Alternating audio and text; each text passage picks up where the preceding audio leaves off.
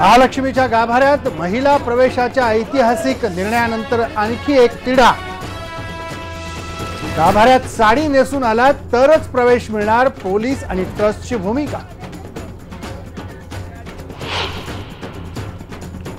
दुष्काळाने होरपळलेल्या महाराष्ट्रासाठी good news, यंदा 106% पडणार पाऊस, हवामान खात्याचा अंदाज।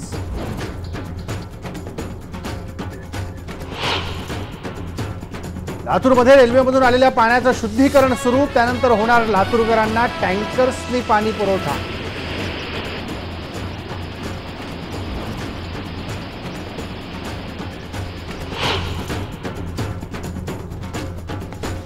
परभणीला पाणी पुरवठा करणाऱ्या राहटी बंधाऱ्याचे 46 दरवाजे नादुरुस्त, आतापर्यंत ऐन दुष्काळात लाखो लिटर पाणी गेलं वाया।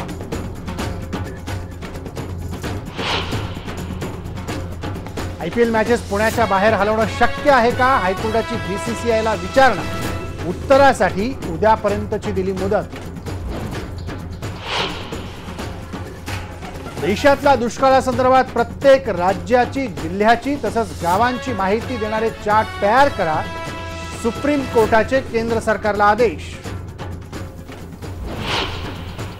सिर्फ स्वच्छ भारत बोलना और स्वच्छ भारत करना दो अलग बातें हैं।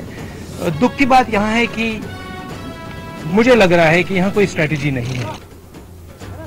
राहुल गांधींनी देवनार डम्पिंग ग्राउंडला दिली भेट, पंतप्रधानांच्या स्वच्छ भारत अभियानावर केला हल्लाबोल। आणि दुसऱ्या टप्प्यातल्या पद्म पुरस्कारांचं वितरण, रामोजीराव, रजनीकांत, प्रियंका चोप्रा, सानिया मिर्झा यांच्यासह विविध क्षेत्रातल्या मान्यवरांचा गौरव।